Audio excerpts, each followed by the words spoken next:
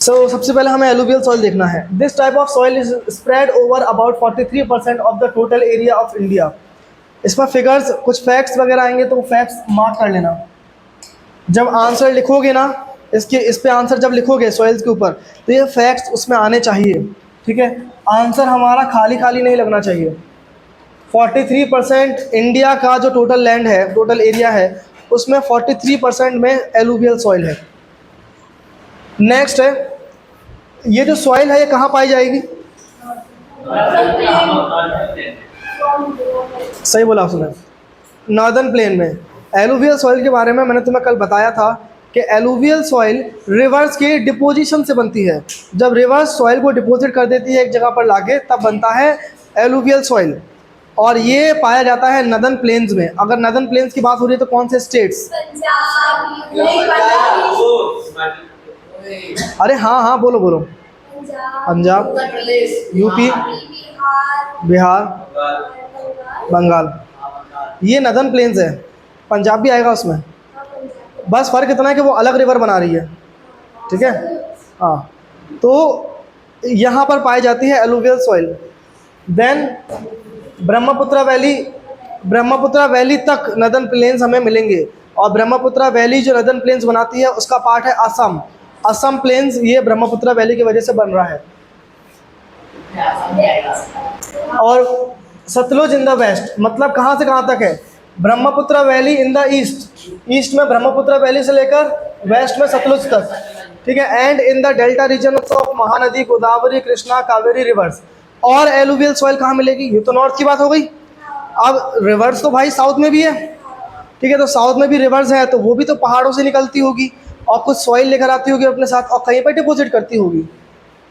तो ये सेम जो साउथ इंडियन रिवर्स है ना, ये भी एलुवियल सॉइल्स बनाती है, बट इनका ऐसा कोई प्लेन्स नहीं बना हुआ बहुत बड़ा सा, लेकिन जहाँ पर इनका डेल्टा बनता है ना वहाँ पर एलुवियल सॉइल मिलेगा। हाँ, डेल्टा क्या होता है बताओ? What is delta? मैथ्स पढ़ना है ना? मैथ्स में रिवर कहाँ से आ गया? Exactly, triangle. जब रिवर का ना एक नेचर है, रिवर जब समंदर से मिलती है ना, पहले तो वो लैंड पे फ्लो करेगी, फिर उसकी फाइनल डेस्टिनेशन क्या है? ओशियन, सी। ठीक है, जब वो सी में जाके सबमर्ज होती है ना तो उससे ठीक पहले वो जो भी लैंड एरिया है वहाँ पर वो अपने रिवर का जो पार्ट है उसको मल्टीपल पार्ट्स में डिवाइड कर देगी। फॉर एग्जाम्पल ये है, एक मिनट,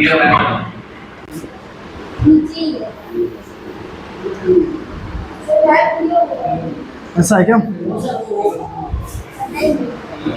ओके, ये दिया तो है, छोटा है।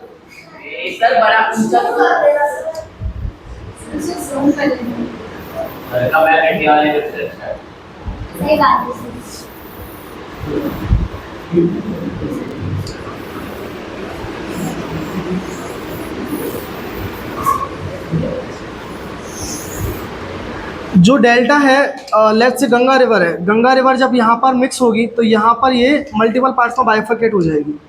ठीक है, इसको सुंदरबन डेल्टा बोलते हैं, हमने पढ़ा था पिछली बार। तो ये है डेल्टा जो ट्रायंगल शेप बना रहा है, और यहाँ पर एलुवियल सॉइल आके डिपॉजिट होती है। ये एकदम लोएस्ट एरिया होता है। ठीक है, एकदम लोएस्ट एरिया। ये हाई लैंड है, ये लो लैंड है, और लो लैंड पे सारी सॉइल डिपॉजिट हो जाती है, बिकॉज लो लैंड में जो रिवर का फ्लो है वो बहुत धीमा हो जाएगा। ठीक है, जब रिवर का फ्लो बहुत फास्ट होता है ना तब वो सॉइल को वहाँ से हटा देती है। जब रिवर का फ्लो बहुत धीमा होता है तो वहाँ पर सॉइल को डिपॉजिट कर देती है। सेम सिनेरियो यहाँ पर साउथ इंडियन रिवर्स में है। कृष्णा, गोदावरी, महानदी में भी यही है। अब क्योंकि कृष्णा, कावेरी, महानदी, गोदावरी ये जो रिवर्स है ना, ये रिवर्स पूरा डेक्कन प्लेटू से होकर गुजरती है, और डेक्कन प्लेटू में बहुत सारे पहाड़ वगैरह हैं, तो वहाँ पर ऐसे प्लेन्स बनना थोड़ा सा मुश्किल काम है। तो जो लास्ट में जो एरिया पड़ता है वहाँ पर ये लोग डेल्टा बना के एलुवियल सॉइल को डिपॉजिट कर देते हैं।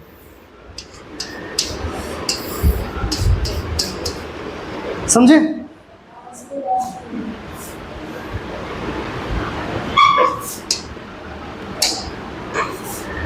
नेक्स्ट देखो,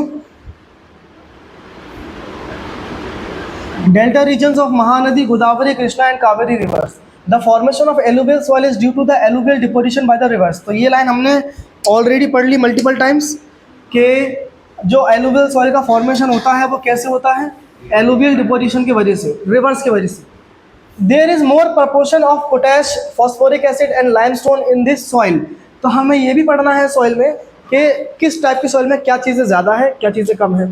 ठीक है, तो इसमें पोटेशियम, पोटैश, फॉस्फोरिक एसिड और लाइमस्टोन ज़्यादा है, और लेस प्रोपोर्शन में क्या है, nitrogen and humus. If pulses are grown in this soil the nitrogen content can be stabilised. Crops like wheat, paddy, sugarcane, jute, cotton, maize, oilseed, etc. can be grown in this soil।